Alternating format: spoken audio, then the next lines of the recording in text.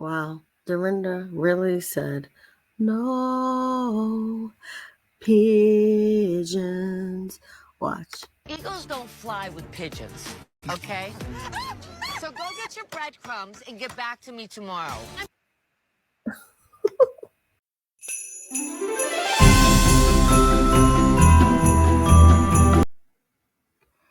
Hey y'all, it's your captain for all things creative coming at you with the Real Housewives Ultimate Girls Trip RHONY Legacy Episode 1 review.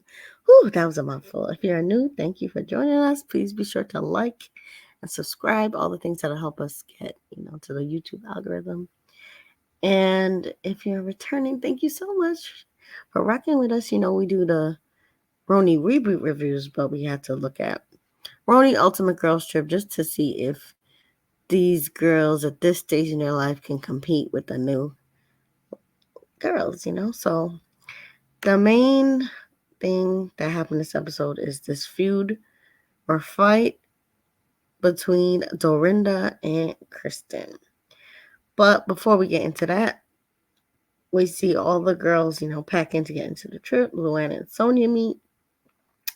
And they say the OGs are back and they go into St. Bart. And they say that Ramona is making calls to guys already. And we all know that Ramona's almost been canceled. But most Housewife fans have just gotten used to her microaggressions. And actually, it's good data to see how, people like Ramona think. So I don't mind watching her. I'm not a fan of her, but you see Ramona come, she calls Dorinda, and she forgets Kristen's name and calls her Caitlin at first. And then you see Luann and Sonia talking about Kelly, who had a very hard season with the Scary Island episode, which production shows flashbacks of. If you're not familiar with Housewives, basically it's like Kelly had a mental breakdown. She had a feud with Bethany. I think the core issue that, was driving the feud was that Kelly did feel like she was superior to Bethany. When Bethany started, Bethany was like the broke one of all the housewives, but Bethany slowly built herself an empire with the skinny girl brand. She had, meals at first, but then she branched into alcohol and these low calorie, drinks that really made her a fortune. And by the time, Kelly meets Bethany, Bethany's really in her business bag. She brings swag that has all the skinny girl logo and stuff on it. Kelly got so freaked out by it. I think because she felt like she was so much better than Bethany, she didn't like to see Bethany, striving for herself. And she projected maybe a lot of her own insecurities and just things she was going through being a single mom onto Bethany and kind of just like spiraled, and it was not a pretty sight, So now Kelly says that she is doing very well in her real estate business and all her kids are grown up. So even though she used to be stressed back then as a single parent, she's better now. And I hope she is, because I don't want to see her breaking down like she did again. Next, you see the intro, and then the airport takes off, and then they get to the villa in St. Bart's. And Ramona and the chef, Jean-Baptiste, recognize each other and share a hug. And Luann tells her not to touch the staff, which I agree with, because these people have been getting into a lot of trouble on Bravo with, SA. And there's actually lawsuits now with one of the staff on the past girls trip that had Brandy and Phaedra. And I felt they were really inappropriate with that staff member. And I'm glad that, he is standing up for himself. And that season, Dorinda was also there as the host, but I don't remember Dorinda getting handsy. But I think Bravo's gonna settle if they're smart. So next you see Ramona and this room fight. Ramona usually always fights for the best room, so they roll dice to choose room, and Ramona gets the worst number, so she's supposed to get last pick. But of course, Ramona finds a way to wiggle out of it because the staff tells them that, well, actually, two people have to share a room. So then Ramona says, okay, even though y'all rolled, let's be fair because I'm willing to share a room like she always does with Sonia. So then Dorinda gives up her master room so that Ramona and Sonia could share it. And Ramona defies luck and gets her way because it's the best room. Next, you see Dorinda realizing that in the new room that she chose, she can't even find a bathroom or any of the doors. So the staff help her figure out, what panel opens up what part of the room. And she's like, this is like a mix between the Guggenheim and some abstract foolishness. But thankfully, they help her. Next, Kristen says, Ramona's calm lately, so she's waiting for the other shoe to drop. And sure enough, Ramona starts yelling about how hungry she is, getting in the staff's face about eating, then yells at the ladies to come down to eat. And again, here, I just see Ramona as like very not caring, not self aware, just like doing what she wants unapologetically. But especially again, the way she's yelling in the face of staff, you don't treat people like that. And she's very privileged and it comes through. So you then see Sonia and Ramona having a interaction. Ramona apologized to Sonia, and then Sonia says she's just playing a role because she's good at apologizing, and they show her.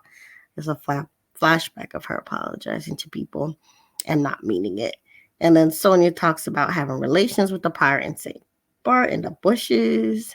And then Luann comes down at last and starts eating and making kind of sexual noises about how good the food is and looking around.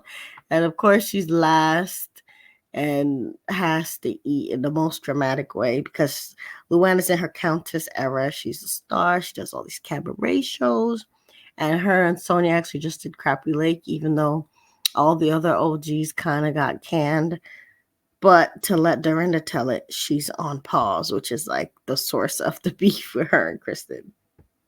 So Dorinda says she can relax now that she's not hosting because, again, the Berserkshires, when she hosts, is always a mess, whether it's on Housewives itself or even in the Ultimate Girls Trip when she hosted. It's a lot of drama with her rules.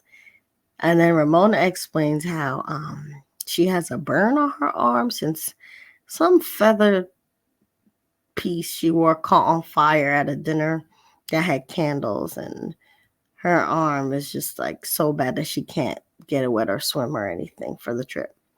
And then Ramona calls out Sonia for ghosting her when they're not filming. Dorinda agrees that Sonia really don't feature them when they're not filming. And then Dorinda maintains that even though she's not filming right now, Andy has only put her on pause, so she's going to be filming again. And then Kristen argues with Dorinda, says, listen, they're all fired. But all the other OGs know that this is a hot button topic. So Sonia tries to lighten the mood by saying that, she needs the money and she misses that Bravo 23 episode check that she used to get. And Sonia also says she's not rich like, Ramona and Luann and them. And then Luann says, yes, that Sonia wouldn't even come on the trip if it wasn't a paid vacation, if she wasn't getting paid. So then Kelly and Sonia have a heart-to-heart after everyone leaves. And then you see the Kristen and Dorinda feud flare up again because Kristen tries Dorinda again about being fired versus being on pause.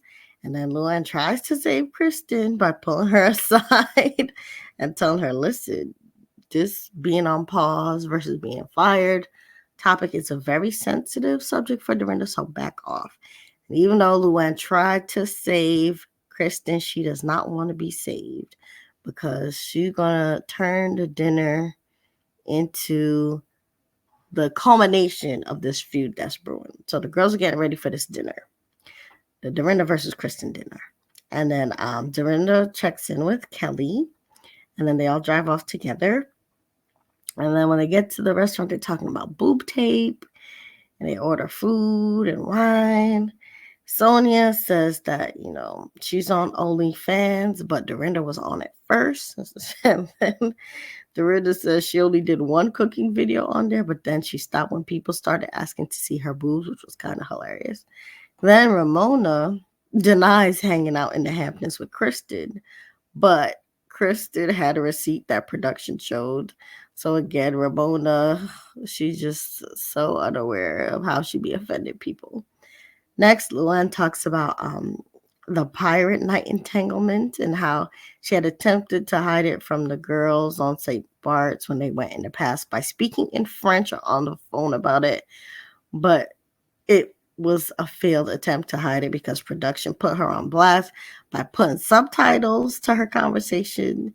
And then she still maintains, though, that only Sonia slept with the pirate. But most people who saw the episode just knows that Lewin didn't want to get caught out there. But she probably did mess with the pirate in some way. Next, Kristen again pokes the bear. She digs the hole that she started digging for herself with Dorinda deeper by, mentioning the on pause versus being fired. And then Kelly and the girls start to rope Kristen about being a fan. They say that, Kristen could name like every episode and every season that, the girls talk about any issue on. So she's like, oh, was this season 3, episode 13 when you met the pirate, And then Kelly basically says that she's better than Kristen because she likes to be present in the moment and real in each moment rather than bringing up, old footage and research on people. So you see that Kelly hasn't changed that much. She still has a sense of superiority, but at least, she's not, I guess, as fixated on anybody as she was on Bethany before. But she definitely has clocked Kristen, for being a fan. And Kristen says in the confessional that maybe Kelly was too real in her season because of her, breakdown, which was, I think, insensitive and a low blow for Kristen. And then Dorinda basically shuts Kristen down by calling her a pigeon. So shout out to Sporty Thieves. That was in the thumbnail because Dorinda says, she's an eagle who flies high, so she can't fly low and do the low blows and, all the pedestrian activity that Kristen, the pigeon, is doing. And she tells Kristen to go find her breadcrumbs. And here, again, Dorinda's channeling her old gangsta sporty thief self. And Kristen cannot handle Dorinda. I don't know why she didn't listen to Luann. And all while Dorinda's reading her for filth, Kristen is looking around, asking the girls for backup and playing the victim. And the other girls just leave her for dead because she started with Dorinda all day. Luann tried to stop her, and now she can't handle what she asked for. So again, be careful what you wish for. Don't start nothing that you can't finish. And Kristen needs to stop being on her Karen because I don't like when people act surprised after they do wrong to other people. And Luann again told her that this is a sore spot for Dorinda. She could have triggered her into being sad or upset or just whatever, all the feelings Dorinda has about how Bravo has treated her. And Kristen didn't care.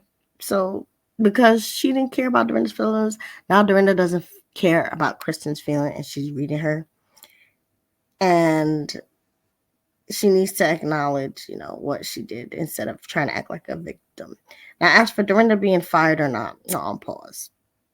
I hope that Dorinda can come to terms with being off of Bravo if it really is the end, because it's kind of like maybe her living in her glory days could be her heading into her Grey Gardens era where she can't let go of the past. I don't want that for Dorinda.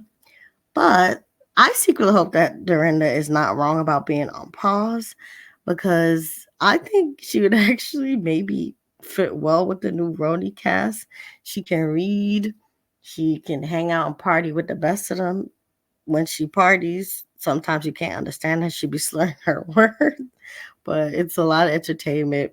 And, you know, the new Roni cast, they have a little bit of a problem with taking themselves too seriously and a lot of issues with being mean girls. And I think Dorinda could check anybody that, crosses the line with being mean, and especially if they were at her home in the Berserkshires. I would love to see that. I would love to see how she would handle, when like Sai complains or Jessica complains. She gonna be like, "Listen, I made it nice, and I'm not gonna say it twice." And I think it actually would be really good TV.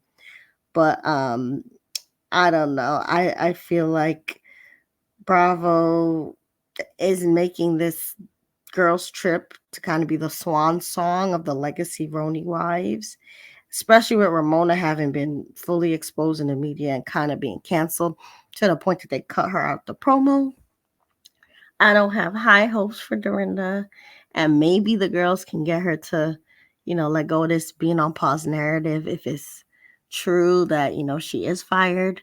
But I'm just gonna ride with Dorinda on this one. I hope I see her again on Bravo, whether it's on another girls trip or maybe joining the new Roni reboot. So put what y'all think in the comments. Whose side are you on? Do you think Dorinda's on pause or not? And happy holidays. We'll see you with episode 2 sometime after Christmas for sure, because I gotta celebrate. But happy holidays for people, who are not celebrating Christmas like me, whether it's Hanukkah, Kwanzaa, all of that.